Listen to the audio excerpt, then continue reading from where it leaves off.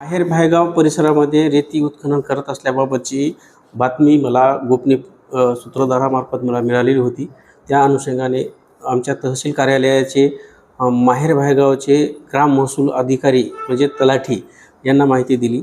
माहिती दिल्यानंतर तलाठी गोपनीयरित्या त्या ठिकाणी माहेर गावामध्ये भायगावामध्ये उपस्थित झाले. उपस्थित झाल्यानंतर गोपनीयरित्या नदीपर्यंत पोहोचले असता त्या ठिकाणी एक टिपर अवैधरित्या रेती उत्खनन करत असल्याबाबतचे त्यांना निदर्शनास आले.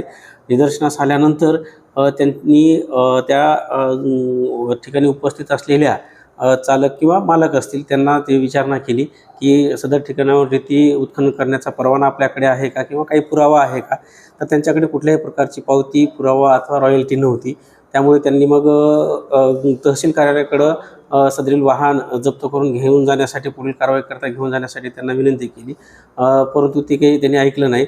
त्यामुळं त्यांनी मग मला फोन केला. मग मी पोलीस निरीक्षक श्री घोडके यांना पण फोन केला. यांनी मग लगेच त्यांनी 2 पोलीस कॉन्स्टेबल पाठवले. त्यासोबतच आमच्या तहसील कार्यालयाचं जे अतिरिक्त पथक आहे त्यांनासुद्धा मी पाठवलं त्या ठिकाणी. परंतु हे तिथपर्यंत पोहोचेपर्यंत तर सदरील व्यक्तीने तलाठी यांना थोडासा धक्काबुक्की करून ते वाहन त्या ठिकाणाहून पळवून नेलं. पळवून नेल्यानंतर त्यांनी आसपास परिसरात माहिती घेतली.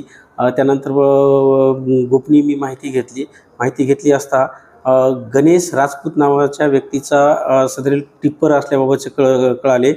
सदरील गणेश राजपूत हे मागच्या 3-4 दिवसापासून रात्री बेरात्री किंवा आमच्या लोकांवरती पाळत ठेवून अशी रेती उत्खनन करत असल्याबाबतचेही गोपनीय लोकांनी सांगितले. गणेश राजपूत हा पिवळवाडी या ठिकाणचा असून तो करमाड किंवा त्या आसपासच्या परिसरामध्ये अशा पद्धतीचे जे अवैधरित्या उत्खनन करत असल्याबाबतचे माहिती मिळालेली आहे. सदर बाबत आम्ही अजून खात्री करत आहोत आणि पंचनामा करून पुढील जी काही कायदेशीर कार्यवाही आहे ती तात्काळ करण्यात येणार आहे. मी विजय चव्हाण, तहसीलदार